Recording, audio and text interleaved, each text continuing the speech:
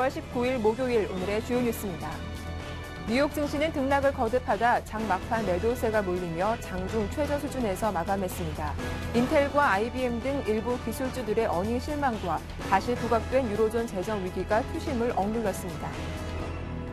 유럽 증시는 큰 폭으로 하락했습니다. 영국 중앙은행인 영란은행이 추가 경기 부양책을 사실상 포기한 데다 스페인과 이탈리아가 적자 감축 목표치를 상향하며 유럽 위기감이 다시 수면 위로 부상했습니다. 국제유가는 원유 보유량이 예상보다 많은 것으로 나오면서 큰 폭으로 하락했습니다. 전날보다 1달러 53센트 떨어진 배럴당 102달러 67센트의 거래를 마감했습니다. 이탈리아 내각은 2013년 말까지 GDP 대비 재정 적자 비율 목표치를 당초 0.1%에서 0.5%로 상향하겠다고 밝혔습니다. 스페인이 기존 재정 적자 목표를 포기한 지 6주 만입니다. 스페인 은행권의 부실채권 비율이 무려 17년 만에 최고치까지 치솟았습니다. 경기 둔화에 기업과 가계 재정 여건이 악화되고 있는 데다 부동산 가격까지 추락했기 때문으로 풀이됩니다.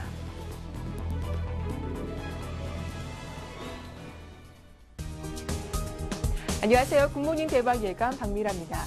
글로벌 증시가 방향성 없는 등락을 지속하고 있습니다. 이런 장을 대할 때 투자자분들의 고민은 더 깊어지실 것 같은데요. 급등과 급락이 나오는 롤러코스터 장세다, 냉탕과 온탕을 오가고 있다라는 표현을 사용하지만 저는 오늘 그냥 피곤하다라는 말로 오늘 장을 좀 요약하고 싶습니다. 자, 바야흐로 미국은 실적 시즌에 들어갔죠. 어제 이제 막 스타트를 끊고 초반에서 달리고 있는데 특히 이날 발표된 기술주들의 명함은 극명하게 엇갈리기도 했습니다. 인텔과 IBM이 실적을 예상치를 넘는 큰 폭의 실적을 거둘 거다라는 기대감을 보였지만 그 기대감에 부합하지 못하면서 주가는 큰 폭의 하락세를 보여주기도 했는데요. 과연 오늘 이 부분이 국내 증시에 어떤 영향을 미칠지 중요하게 살펴보셔야겠습니다. 먼저 글로벌 증시 마감 상황부터 살펴보죠. 글로벌 핫 이슈로 돌아가겠습니다.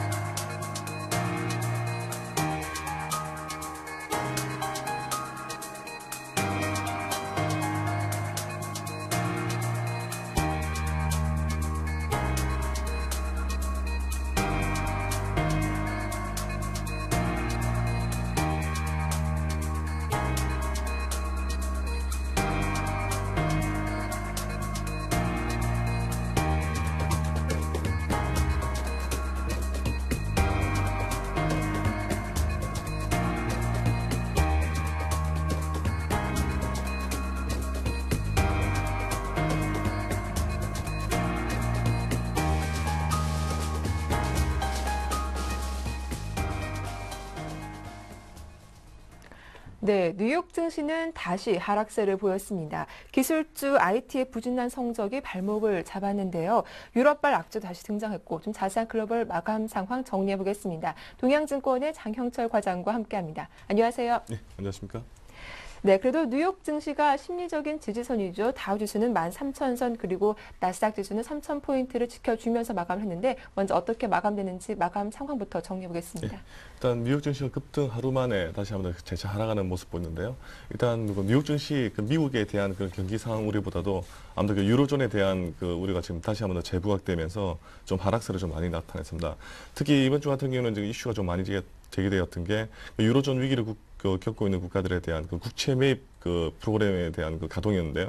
일단 스페인과 이탈리아 등 유로존 우려가 굉장히 좀 많이 여전 가운데 국채 매입 부분 자체가 좀 이렇게 우려스럽게 좀 나타남에 따라 가지고 뉴욕 증시도 같이 이렇게 동반 하락하는 그런 모습을 좀 많이 보이는데요. 일단 다우지수는 0.63% 정도 하락했습니다. 13,032.75로 마감했고요. 나스닥 지수도 0.37% 정도 하락하면서 3,031.45로 마감했습니다. 종합지수는 S&P 500은 0.41% 하락하면서 1,385.14로 좀 마감했는데요. 일단 다우지수와 그 나스닥 지수 같은 경우도 13,000과 3,000선의 그 심리적인 일단 저항선 자체는 깨지 않았던 부분 자체에서 좀 이렇게 전문가들이 좀 이슈를 좀 많이 제기를 하고 있는데요. 일단 유로존에 대해서 굉장히 좀 많이 그 부과되고 있는 그런 유로존에 대한 그 재정 위기 부분 자체가 실질적으로 일단 국채 매입 부분 자체로 일단 기결될 것이라고 예정을 많이 하고 있는데 실질적으로 일단 스페인이라든지 이탈리아 같은 경우에는 국채 매입 부분 자체 부분 자체가 금리에 대한 그 변동성이 워낙 크다 보니까 시장에서 좀 많이 외면받는 그런 모습을 많이 보일까요? 특히 안전자산으로 좀 여겨지고 있는 그 유로존 내에서도 일단 독일 같은 경우는 오히려 그 국채 매입 부분 자체가 금리가 0.14% 정도의 그 사상 최저치로 좀 나타내면서 오히려 이제 시장에서 좀 반기는 그런 모습도 좀 많이 보이는데요. 일단 유로존에 대한 그 리스크를 좀 많이 안고 있는 국가들에 대한 국채로 인한 그 자금 조달 부분 자체가 실질적으로 좀 어느 정도로 좀 많이 이렇게 확충될 수 있는 그 여부가 좀 많이 이제 주목되고 있는 그런 부분인데요. 특히 뭐 IMF라든지 그 다른 그 유로존에 대한 그런 기관으로부터 일단 자금을 어떻게 확충받는 것보다도 자체적으로 일단 자금을 공수할 수 있는 그런 여력 부분 자체가 좀 많이 테스팅 지금 받고 있는 상황이기 때문에 이런 부분 자체가 유로존 국가들에 대한 그런 퀄리티를 좀 이렇게 상향시켜 줄 수 있는 그런 여력이 어느 정도로 좀 이제 가능한지에 대한 그런 그 테스트가 계속 이제 진행될 것이라고 예상되고 있는데요. 이에 따라 가지고 일단 유로존에 대한 변동성은 굉장히 좀 이렇게 계속 커지지 않을까 그렇게 좀 예상되고 있습니다. 네, 이날 뭐 유럽 증시의 반등도 오래 가지 못했습니다. 특히 독일과 프랑스의 주가가 더 큰 폭의 하락세를 보여주고 있는데 유럽 증시 마감 상황도 정리해 볼게요. 예, 일단 그 유럽 증시 같은 경우에도 일단 유로존에 대한 우려 부분이 좀 굉장히 좀 많이 크지 않았나 그렇게 여겨지고 있는데요. 네. 특히 다우지수가 어제 했던 뉴욕 같은 경우에도 예상을 좀 많이 깨고 기술주에 대한 그 실적 부담 자체가 좀 이렇게 많이 하락으로 좀 나타남에 따라 가지고 그런 그 기술주에 대한 그 부진 부분도 좀 많이 그 위기를 좀 많이 나타내는데요. 특히 영국, 프랑스, 독일 전체적으로 좀 하락세를 좀 많이 나타냈습니다. 영국이 한 0.38%, 프랑스가 1.59%, 독일이 한 1% 정도대로 그냥 굉장히 좀 큰 폭으로 좀 많이 나타냈는데요. 일단 스페인 같은 경우에는 은행에 대한 그 부실 채권 부분 자체가 지금 현재 시장에서 좀 대두됨에 따라 가지고 스페인에 대한 위기가 다시 한번 더 그 재부각되는 그런 양상을 좀 많이 나타냈던 게 오히려 유로존 증시를 좀 많이 끌어내리는 그런 양상을 보이지 않았나 그렇게 보여지고 있는데요. 일단 뭐 영국의 대표적인 은행인 그 바클레이즈부터 시작해가지고 산탄데르 은행부터 시작해서 전체적으로 다 금융주들에 대한 약세가 좀 굉장히 많이 두드러지면서 유로존에 대한 그 유로존 증시에 대한 그 하락폭이 좀 많이 커지지 않았나 그렇게 보여지고 있는데요. 일단 유로존에 대한 그 은행들의 하락폭 자체는 실질적으로 시장에 체감하고 있는 것보다 좀 더 좀 심각한 수준으로도 좀 많이 받아들이다 보니까 추가적인 하락 부분 자체가 계속 이렇게 여실히 좀 남아 있는 부분 자체가 유로존에 대한 그 증시에 대한 그 상승 부분 자체를 좀 이렇게 많이 위협하는 그런 부분이 아닌가 일단 그렇게 보여지고 있습니다. 네, 이제 마감 상황 정리해 봤으니까요. 그 안에 있는 재료들 지금부터 하나씩 짚어보도록 하겠습니다.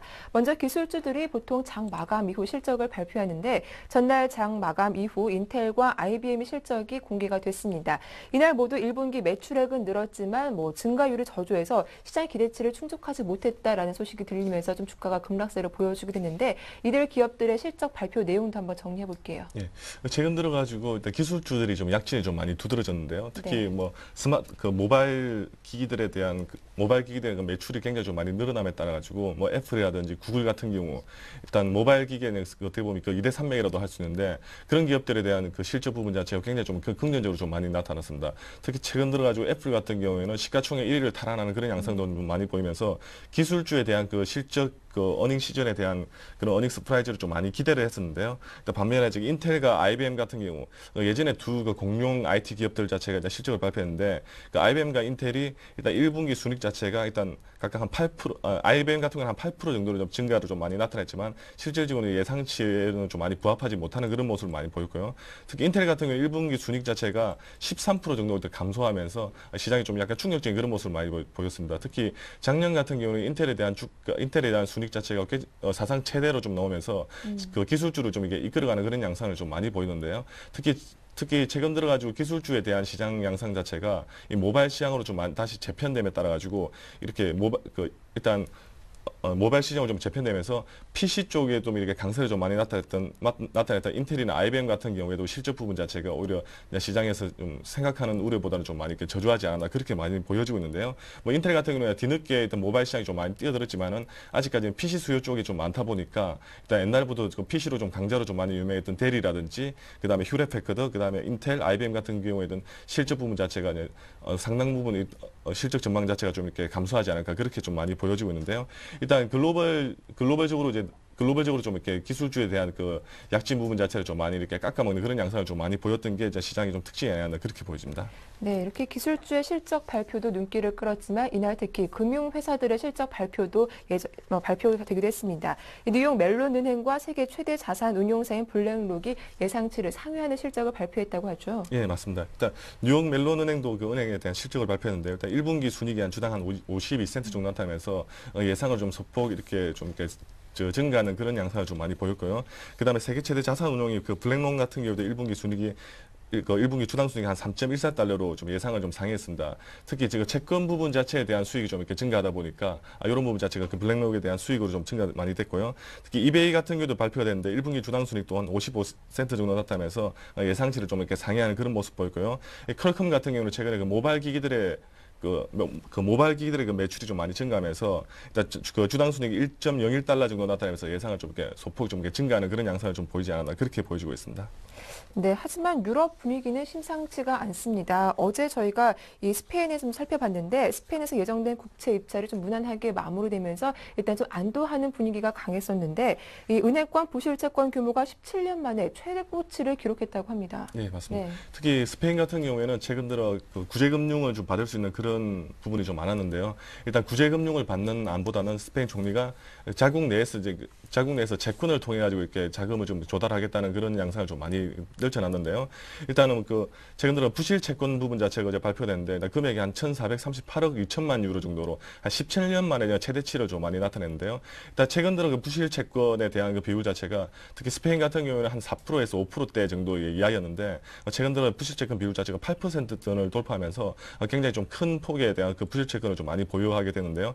일단 기업들과 그 가게들에 대한 최근 들어 그 재정이 좀 많이 악화됐던 그런 영향이 좀 많이 미치고 있는데요. 특히 가계 부분에 대한 그 재정 악화 부분 자체가 실질적으로 부실 채권 부분은 좀 많이 증가하지 않았나 그렇게 보여지고 있는데요. 뭐 스페인 같은 경우에도 일단 주택 가격 부분 자체가 일단 발목을 좀 많이 잡는 부분이 나타나기 때문에 일단 가계에 대한 그 재정 악화 부분 자체는 아직까지 발표된 수치보다도 발표되지 않은 수치가 더 많다고 일단 전문가들이 좀 일부 예상하고 있기 때문에 일단 가계들에 대한 그 부실 채권 부분 자체는 더 커지지 않을까 그렇게 좀 많이 예상을 하고 있는데요. 일단 뭐 1분기 주택 가격 같은 경우에도 발표됐던 게 한 7.2% 정도 많이 급락하면서 실질적으로 모기지 쪽에서 올렸던 부실 채권 자체가 굉장히 좀 많이 커짐에 따라 가지고 일단 모기지에 대한 그런 모기지에 대한 그 부실 채권 부분 자체가 시장에서 이렇게 힘을 쓸 수 없을 정도로 좀 많이 커지고 나면 지금 제2의 어떤 금융위기 자체가 다시 한번 재현되지 않을까 그렇게 예상을 많이 하고 있는데요. 일단 스페인 그 정부 입장에서는 공식적으로는 아직 언급은 하고 있지 않지만은 실질적인 그 스페인에 대한 위기 자체가 다시 한번 재부각되는 그런 양상을 보이지 않나 그렇게 보여집니다. 네, 이탈리아 이슈도 부각이 됐었습니다. 한 6주 전이었죠. 스페인이 기존 재정적자 목표를 포기했었는데 이번에는 이탈리아도 재정적자 감축 목표를 줄여잡았다고 합니다. 어떤 내용입니까? 예, 그 스페인도 이제 내년에 이탈리아 같은 경우도 내년에 재정적자 목표치를 기존의 0.1%에서 0.5%로 상향을 했는데요. 일단 경기 둔화가 계속 예상되고 있기 때문에 그 예상되고 있는 그 재정적자 감축 자체는 실질적으로 전문가들이 봤을 때는 굉장히 좀 어려울 것이라고 좀 많이 전망을 하고 있는데요. 네. 특히 이탈리아 같은 경우에는 자본 확충을 위한 그 국채 매입 부분 자체가 이렇게 성공은 좀 많이 했지만은 그 어떻게 보면 그 이자로 나가야 되는 금리 부분 자체가 워낙 좀 많이 크게 워낙 그 금리가 높게 국채를 좀 많이 매입을 했기 때문에 이런 부분에 이자 부담에 대한 그런 부분이 좀 많이 나타내고 있고요. 특히 이탈리아 같은 경우에는 내부적인 그런 제조업 기반 자체가 굉장히 좀 많이 이렇게 부진하다 보니까 실질적으로 이렇게 재정 적자를 이렇게 감축할 수 있는 그런 뚜렷한 그런 목표 부분 자체가 실질적으로 시장에서 받아들이는 부분 자체가 굉장히 좀 많이 부정적으로 좀 많이 받아들임에 따라 가지고 재정 적자 목표치 자체를 좀 이렇게 변동할 수밖에 없지 않았나 그렇게 보여지고 있는데요. 일단 올 GDP 성장 자체를 일단 전망은 마이너스 0.5%에서 마이너스 1.2%로 이제 후퇴하면서 올해 이탈리아 전반적으로 이탈리아에 대해서 이제 국채 부분 자체에 대한 금리의 변동성을 굉장히 좀 많이 일단 가져다 주고 있는데요. 일단 이탈리아 같은 경우는 자본 확충 자체를 이제 국채를 매입을 통해 가지고 좀 많이 자본을 확충할 것이라고 예상을 좀 많이 하고 있는데 실질적으로 외부에 대한 자금 조달 부분 자체가 아직까지 여실히 필요하지 않나 그렇게 보여지면서 전반적으로 일단 유로존 좀 많이 이제 약세를 나타내는 그런 양상을 보이지 않았나 그렇게 좀 평가되고 있습니다. 네, 특히 이날은 국제통화기금이 또 보고서를 펴내기도 했었는데 유럽 지역 은행들이 자기 자본 비율 요건을 충족시키기 위해서는 내년 말까지 2조 6천억 달러 이르는 대규모 자산을 처분해야 한다 이런 주장도 제기가 됐다고요. 예, 일단 IMF가 유럽 그 은행권들에 대해서 일단 내년 말까지 약 한 2.6조 달러, 우리나라도 약 한 3천억 정도 되는데요. 네. 이 금액에 대한 이 대부분의 대규모의 금액에 대해서 유럽은행권들이 일단 그 자산을 좀 처분해가지고 자본을 확충해야 되지 않나라고 일단 IMF가 공식적으로 이렇게 발표를 했는데요. 일단은 그 유럽은행권들에 대한 유럽은행권들로 따져보면 약 한 7% 정도의 그 자산에 대한 자산 처분인데요. 아마 실질적으로 부실채 그 채권도 좀 많이 나타내고 있지만은 유럽은행들 같은 경우에도 워낙 이렇게 자산 부분 자체에 대한 건전성이 좀 많이 떨어지다 보니까 실질적으로 우리나라 돈 하나로 한 3천억 원 정도에 대한 자산을 처분을 통해 가지고 일단 어떻게 보면 그 시장에 대한 그 변동성을 좀 이렇게 많이 보존해야 되는 그런 부분이 좀 많이 나타냈는데요. 일단 유럽은행권 내에서는 좀 최근 들어 좀 이슈로 좀 많이 제기되고 있지만은 아직 IMF 입장에서 일단 공식적으로 이렇게 어느 정도 이렇게 요청을 했지만 실질적으로 지금 은행권들은 아직까지는 뭐 다른 입장을 보이지 않는데요. 일단 IMF 입장에서는 지금은 한 2.6조 달러 정도 처분이 되지만 만약에 이 부분 가지고 유로존에 대한 그 리스크가 좀 이렇게 해결되지 않을 경우에는 그 내 운연에는 더 큰 자본 처분 부분 자체가 좀 실행이 되지 않나 그렇게 좀 많이 예상을 하고 있습니다.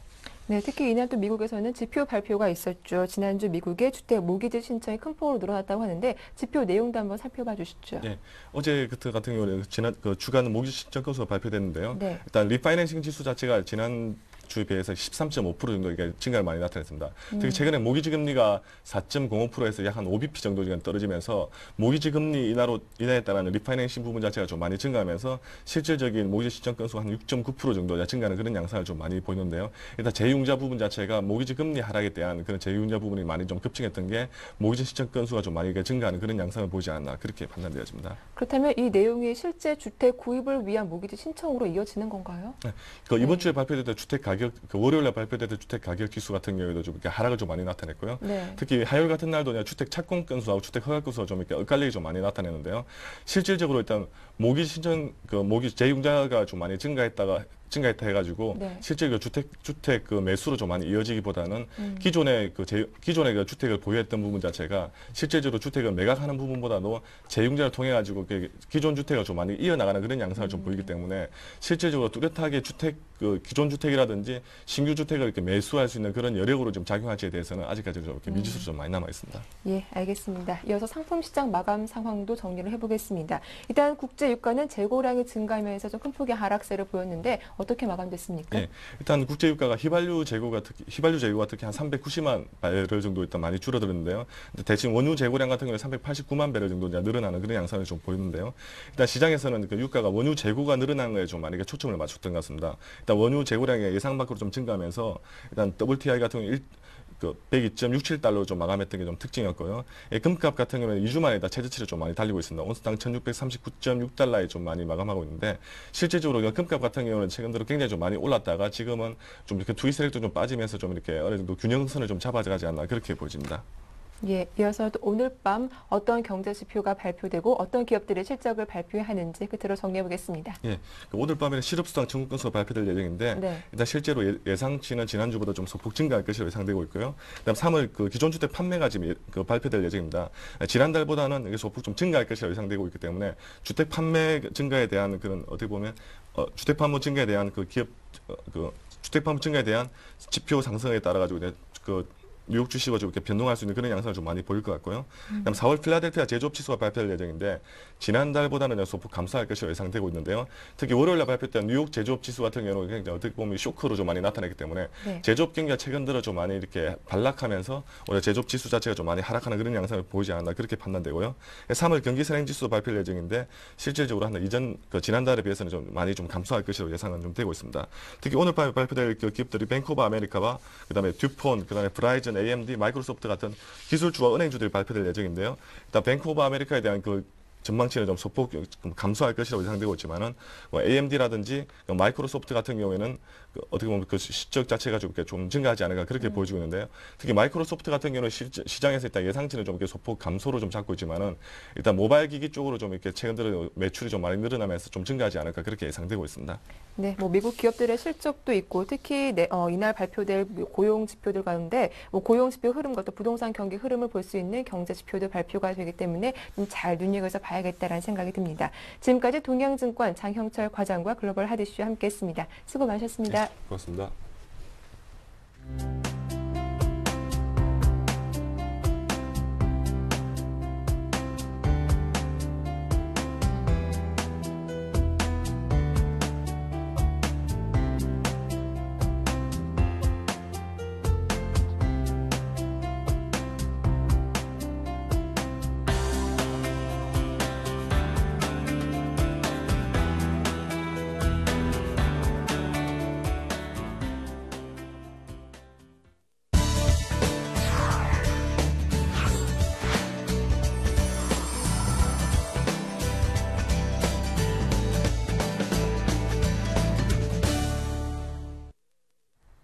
네, 세계를 보는 눈 인백스 투자자문의 이현민 본부장과 함께하겠습니다. 안녕하세요. 네, 안녕하십니까.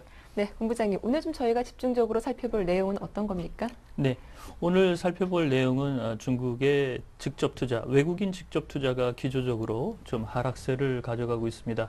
우리 증시에서 이 중국의 Foreign Direct Investment, 이 외국인 직접 투자가 비중 있게 다뤄지지 못하는 부분도 조금 있는데요.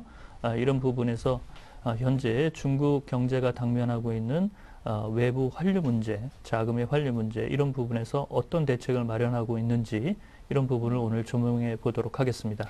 예, 이렇게 중국의 외국인 직접 투자가 이 5개월 연속 감소세를 보여주고 있다라고 하는데 어떤 내용인지 좀 자세하게 들어보겠습니다.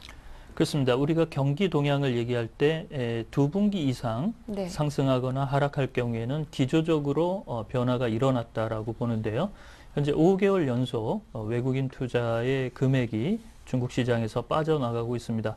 올해 내용도 별반 현재 긍정적이지 못한 비관적인 전망도 속속 들어오고 있어서 중국 경제로서는 현재 고민거리라고 볼 수가 있겠는데요. 특히 이제 부동산 시장에서 빠져나가는 외국인 자본금이 상당히 현재 많게 나오고 있습니다. 작년에 1분기 부동산 시장에 들어왔던 외자 유입 규모는 전전 동년 대비 39%까지 증가하는 수치를 보였는데 올해 1분기는 오히려 6.3%가 현재 줄어든 수치로 나타나고 있어서 급격하게 현재 부동산 시장에서 자금 환류 내용이 나타난다고 볼 수가 있겠고요. 나머지는 이제 기업들의 투자, 중장기적인 투자 이런 쪽으로 볼 수가 있는데 1분기 때 중국의 외자 기업들의 설립 건수도 10% 가까이 현재 줄어들고 있는 등 5개월 연속 현재 감소세 추세를 돌려놓지 못하고 있는 그런 흐름이라고 하겠습니다.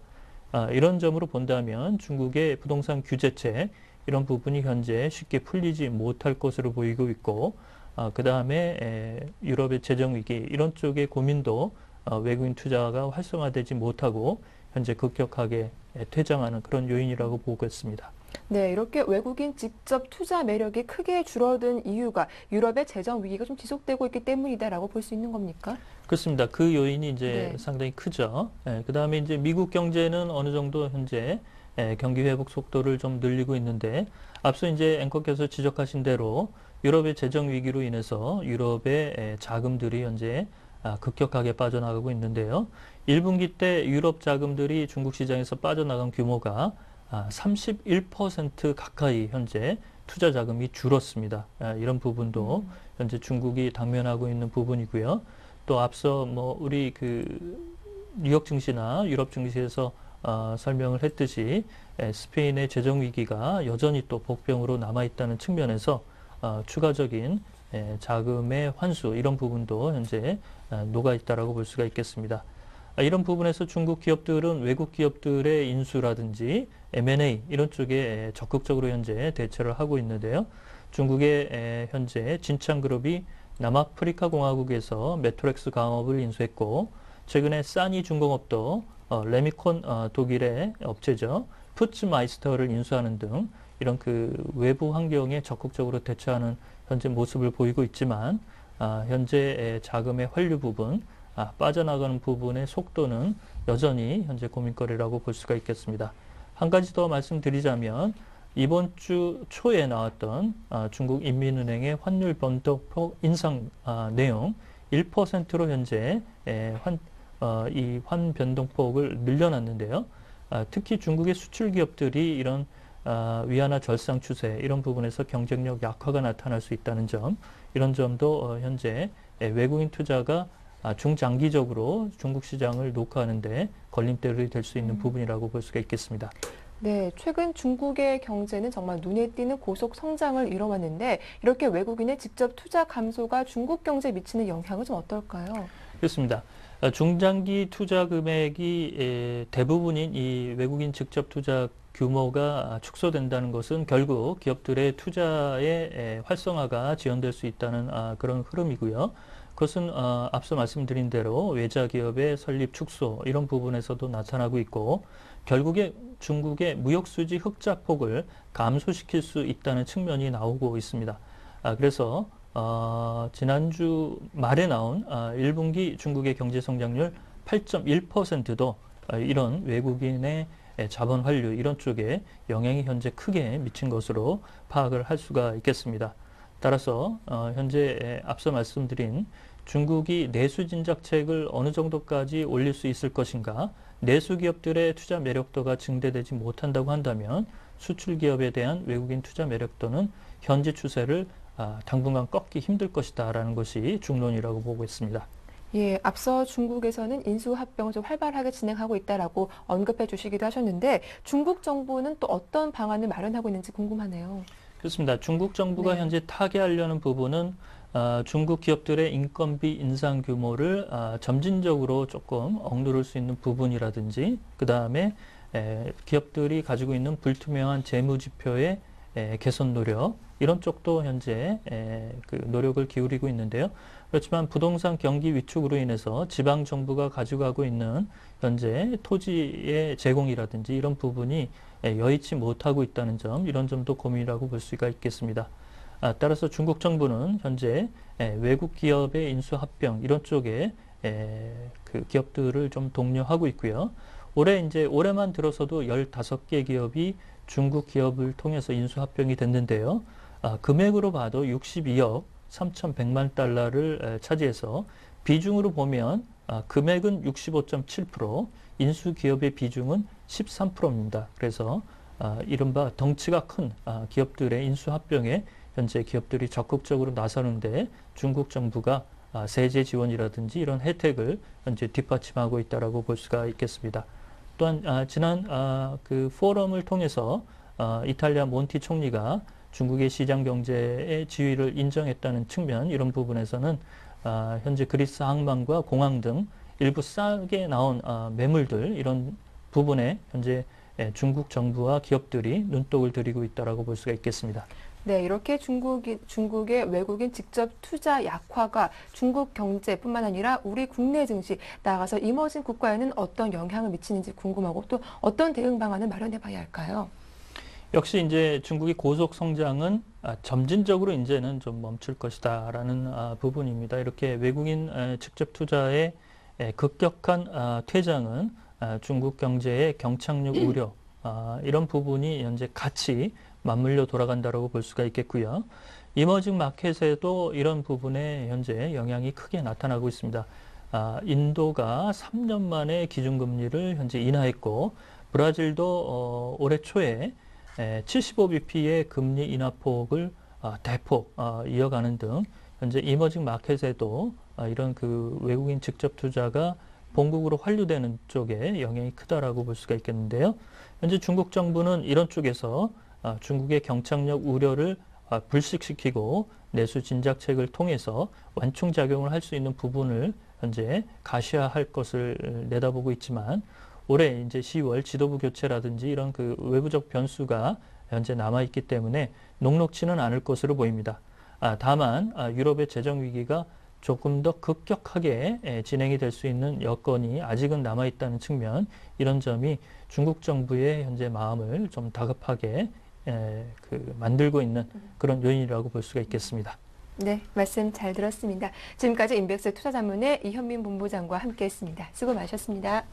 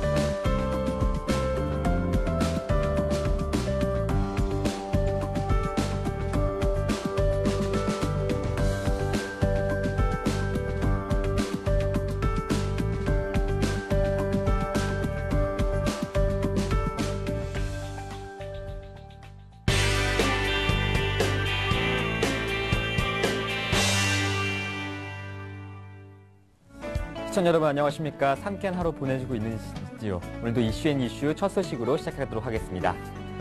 오늘 8월부터 신용등급 7등급 이하 저신용자 400만 명에 대한 신용카드 발급이 까다로워집니다. 금융위원회는 이 같은 내용의 여전법 시행령 감독규정 개정안을 입법 예고했습니다. 개정안에 따르면 앞으로 신용카드는 원칙적으로 만 20세 이상으로 결제 능력이 있고 개인 신용등급 6등급 이내를 보유한 경우에만 발급할 수 있습니다. 다만 신용등급이 7등급 이하라도 객관적 자료를 통해 결제 능력을 확인할 수 있거나 본인 입증이 가능하면 예외적으로 신용카드를 만들 수 있습니다. 또한 직불카드나 교통카드 등 소액 신용 한도를 부여한 겸용카드의 경우 신용등급을 적용받지 않습니다. 네, 두 번째 소식입니다. 치열한 특허 소송을 벌이고 있는 삼성전자와 애플이 법원의 명령으로 협상 테이블에 앉았습니다. 양사가 공식적인 협상에 나선 것은 이번이 처음입니다. 미국 캘리포니아 북부지방법원은 최근 열린 삼성전자와 애플의 특허 소송 심리에서 양사가 협상에 나설 것을 요청했습니다. 협상 시한은 90일 이내이며 두 회사 최고 경영자와 법률 책임자가 직접 법원에 출석합니다. 이에 따라 최지성 삼성전자 부회장과 팀 쿡 애플 CEO가 법원에서 협상을 벌일 가능성이 커졌습니다. 네, 다음 소식은 워린 버핏 회장이 전립선 암 1기를 진단받았다고 밝혀졌습니다. 그의 회사 주주들은 조기에 암을 발견한 만큼 크게 신경 쓰지 않는 분위기지만 그의 건강 이상을 계기로 후계자 공개에 대한 압박은 앞으로 더욱 거세질 것으로 보여집니다.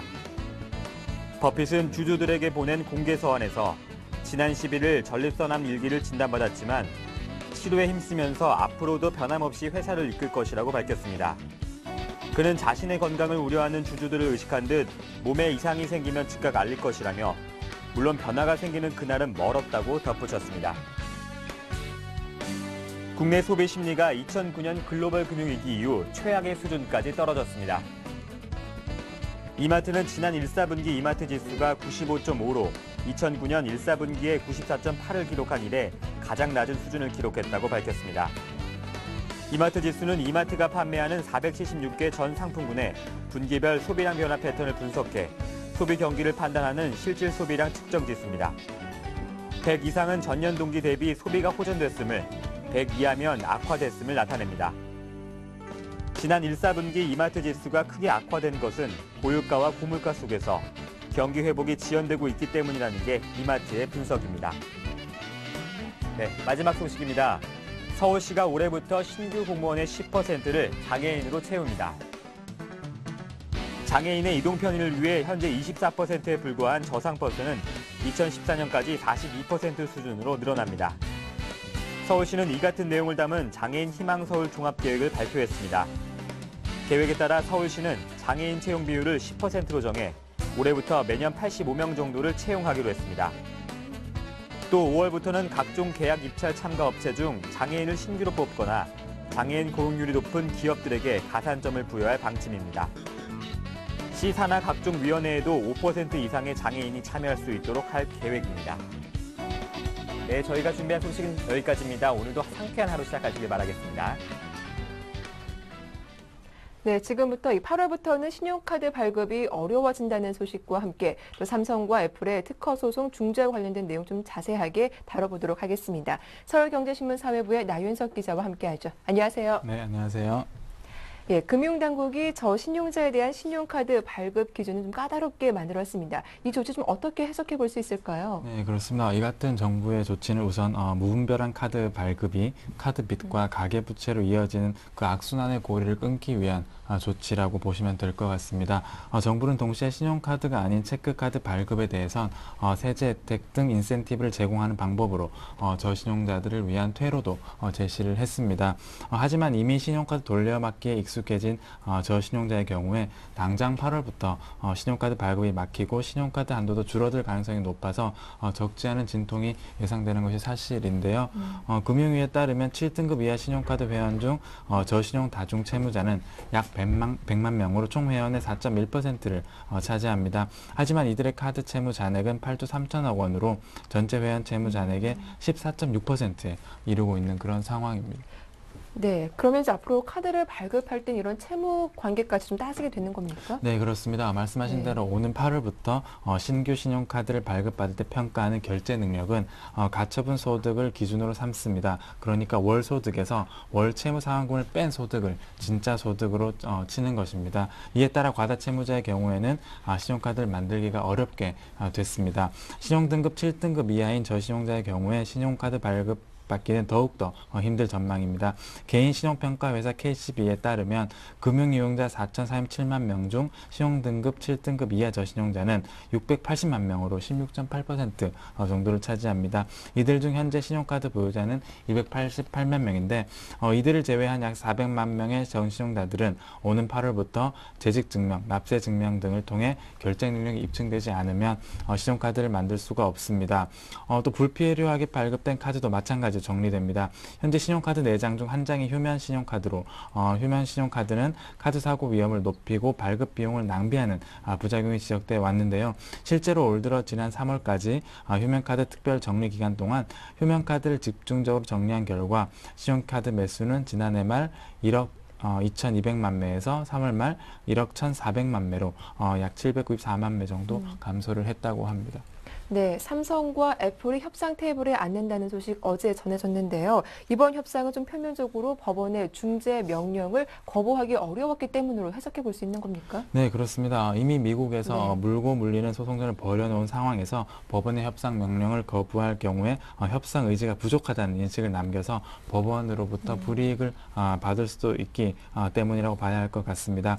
법원의 명령에 따른 것인 만큼 형식적인 협상이 될 가능성이 다분하는 분석도 그래서 나오고 있습니다. 하지만 더 중요하게는 전문가들은 이번 만남을 계기로 양사의 특허 소송전이 예상보다 일찍 종지부를 찍을 것이라는 의견도 내놓고 있습니다.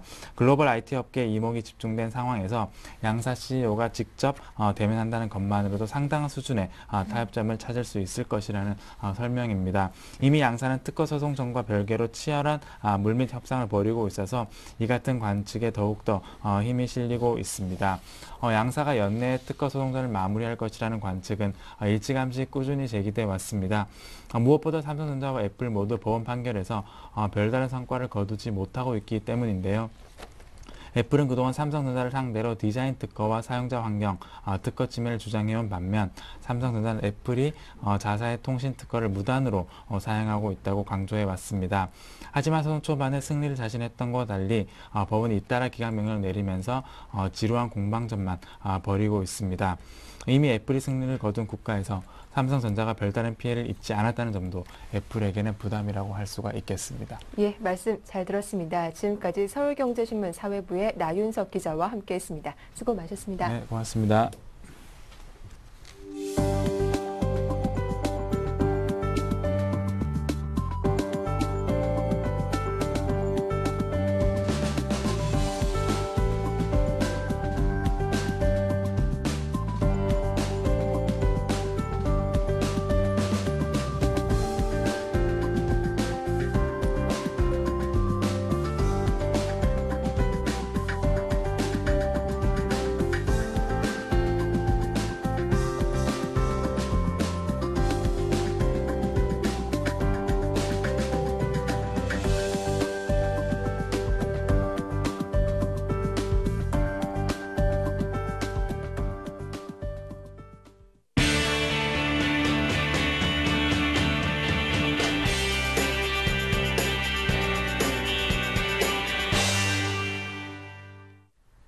오늘장 전략 세워보는 이슈앤 진단 시작하겠습니다. 샘플러스 최병곤 전문위원과 함께하죠. 안녕하세요. 네, 안녕하세요.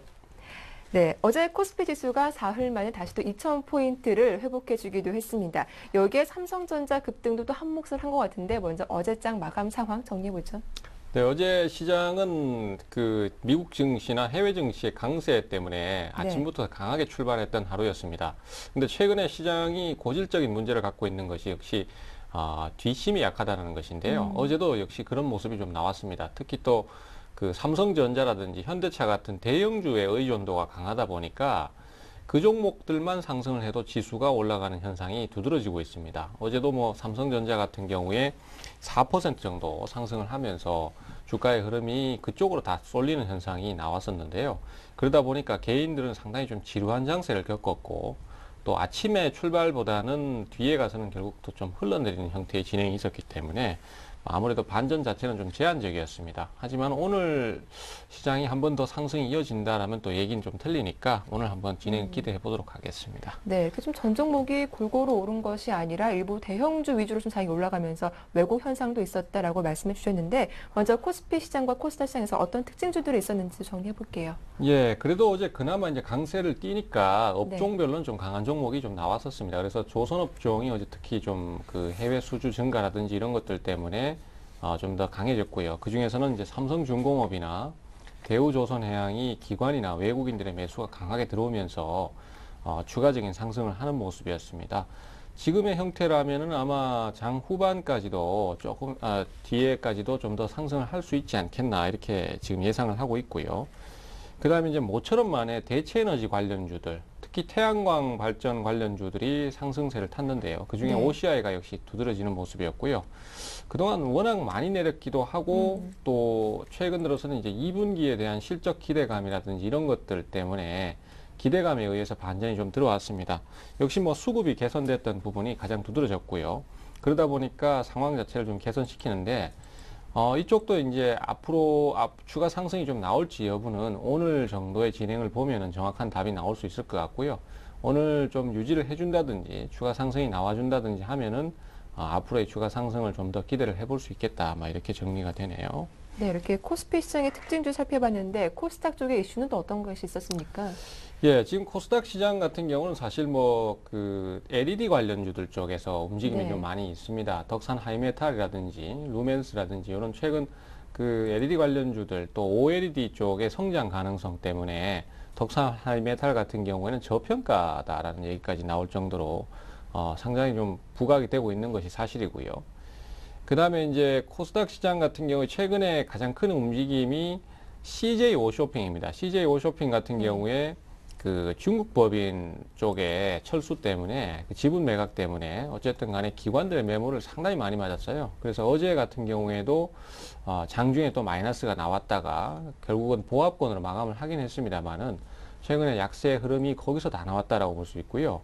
특히 이제 그저께 같은 경우에 기관들이 700억 넘게 주식을 팔아치웠는데 코스닥에서 그 금액이 전부 다 CJ 오쇼핑에서 다 나왔다라고 볼 수 있겠습니다. 그래서 앞으로 반전을 좀 할 수 있을지 이 부분 체크를 좀 하셔야 될 것 같고, 그 다음에 정치 테마들 쪽에서 반등 포인트가 계속 좀 나오고 있습니다. 하지만 최근에 그 움직임은 그 원래 본주라고 할 수 있었던 뭐 안철수 연구소라든지 바른손이라든지 이지 같은 이런 종목이 움직이는 것이 아니라 안철수 연구소 관련주라고 얘기가 나옵니다만은 안철수 연구소보다는 뭐 우성사료라든지 이런 종목들이 신규 상승세를 타고 있거든요. 그래서 사실 정치 테마에서는 새로운 좀 흐름이 또 다시 나오고 있는 게 아닌가 이렇게 좀 전망이 될 정도로 새로운 움직임을 좀 많이 보이고 있다는 거. 이게 이제 코스닥 시장의 특징이라고 할 수 있겠습니다. 네, 이제 국내 증시 대응 전략 살펴볼 텐데요. 좀 추가 상승 기대해보나 했는데 간밤 글로벌 증시가 또다시 약세로 보였습니다. 또 이렇게 되면 또 지루한 박스권 행보가 이어지지 않을까 싶은데 오늘장 대응 전략은 어떻게 세워봐야 할까요? 예, 일단은 거래소 시장 같은 경우도 그렇고 코스닥 네. 시장도 그렇고 아마 시장이 지금 바로 올라가는 형태의 진행을 좀 보이기는 어려울 것이다라는 생각을 하고 있습니다. 왜냐하면은 말씀하셨던 대로 지금 박스권 진행이 계속 지속되고 있고 상황적인 부분을 자꾸 개선시키지 못하고 있기 때문에 결론적으로 이런 상황에서 확 벗어나는 길은 지금 현재 상태에서 바로 치고 올라가는 형태보다는 결국은 한번 더 크게 깨고 난 다음에 거기서 이중바닥을 형성하고 올라오는 형태가 많거든요. 그러하기 때문에 그런 부분을 예상을 좀 하고 계셔야 될 것 같고요. 또 코스닥 시장 같은 경우에는 지수 자체만 놓고 봤을 때는 분명히 가격 메리트가 높습니다. 하지만 거래소가 실질적으로 지금 삼성전자라든지 이런 종목의 영향으로 종목들보다는 지수가 별로 안 떨어져 있는 상태입니다. 그러다 보니까 뭐 예를 들어서 스페인 문제라든지 중국 문제라든지 이런 것들이 또 부각된다라면은 재차 약세를 한번 탈 수 있는 요소가 됩니다. 그렇게 되면 코스닥 시장도 결국은 거래소 시장에 영향을 안 탈 수가 없거든요. 그렇게 되면 또 단기간에 급락이 한번 나올 수도 있는데 이런 상황이 나오더라도 지금 제가 일관되게 말씀드리고 있는 것은 지금은 그런 상황이더라도 매수를 하셔라. 그 대신에 뭐 여력이 안 되신다면 보유라도 하시는 편이 낫다. 지금 사실 하락이 많이 나와 있는 상태에서 주식이 압박을 받게 되면은 개인 투자자들이 결국 막판에 가서 던지는 경우가 많이 있는데요. 그렇지만 이제 결국 시장의 분위기는 그럴 때 반전이 되는 경우가 많기 때문에 지금은 물러서기보다는 저가 매수로 대응을 하시는 게 좋겠고요. 거래소 같은 경우는 단기간에 수급이 지금 확 바뀌기가 좀 어렵습니다. 시장에 신규 자금이 확 들어오지 않는 이상은 아무래도 어렵기 때문에 거래소 종목을 매입을 하실 때는 지금은 조금 긴 텀으로 생각을 하고 계시면 좋을 것 같아요. 그래서 좀 여유 있는 시각으로, 긴 시각으로 이렇게 좀 쭉 보유를 해서 수익을 낸다는 개념으로 접근을 하신다라면은 좀 좋은 결과를 얻으실 수 있지 않겠나, 뭐 이렇게 생각을 하고 있습니다. 예, 그렇다면 좀 오늘은 어떤 업종 좀 중점적으로 보는 게 좋을까요? 일단은 아무래도 이제 테마 쪽은 거래하기가 좀 어려운 면이 분명히 있고요. 네. 신규 시세가 나오기 때문에 좋긴 좋습니다만은 뭐 가담하기가 어려운 부분이 분명히 있기 때문에 거래소 쪽의 대체에너지 관련주에 대해서 좀 많이 관심을 두셔라라는 말씀을 드리겠습니다. 일단은 지금 어제 상승했던 종목들을 보면은 OCI라든지 그다음에 한전기술이 또 좀 의미 있는 반등을 했습니다. 이것이 결국은 이제 대체에너지 관련주들 쪽에서 태양광이라든지 또 원자력 발전 같은 종목들의 그 저가 메리트가 부각되면서 움직인다는 뜻이거든요. 그러면은 이런 굵직굵직한 대형주들이 그렇게 움직여 준다면은 앞으로 좀 더 추가적인 매수가 들어오기만 한다면은 이게 저가 메리트가 큰 상태이기 때문에 꾸준히 올라서는 형태의 진행이 나올 수도 있을 것입니다. 그렇게 되면은 결국은 뭐 그 투자자들이 이런 경우가 있어요. 크게 느끼지 못하는데 어느 순간 수익이 나더라라는 개념이 있거든요. 그것이 이제 종목들이 서서히 올라설 때 그런 형태의 진행이 나오기 때문입니다. 그래서 지금은 조급하게 생각하는 마음을 좀 버려야 됩니다. 그리고 좀 여유 있게 가져가시다 보면 수익이 난다 이런 개념으로 가시는 게 좋을 것 같고요. 그 다음에 또 태양광이나 그 원자력 말고 또 풍력 쪽에서도 지금 최근에 뭐 한번 움직임이 나올 때쯤이 아니겠는가 이런 전망이 나오고 있으니까 이런 종목들도 한번 관심을 가져보시는 게 좋겠다 이렇게 보고요. 특히 이제 태양광 관련주들 같은 경우는 어제 바닥을 좀 강하게 치고 들어오는 모습이 있었기 때문에 오늘 주가가 진행 나오는 모습 이런 부분에 따라서 속도나 방향이 좀 결정 날 것 같습니다. 그래서 오늘 추가적인 상승이 나온다라면은 좀 빠르게 진행을 할 것이고 그렇지 못하다면은 눌림목을 다시 노려보시는 이런 대응을 하신다면 좋은 결과를 얻으실 수 있을 것 같아요. 네, 오늘은 대체 에너지, 특히 태양광 관련주에 좀 관심을 갖고 지켜보자라는 말씀을 해주셨습니다. 지금까지 이슈앤 진단 샘플러스 최병권 전문위원과 함께했습니다. 도움 말씀 고맙습니다. 네, 감사합니다. 네, 굿모닝 대박 예감 1부 순서는 여기서 마치겠습니다. 저희는 잠시 후 2부로 다시 인사드릴게요. 고맙습니다.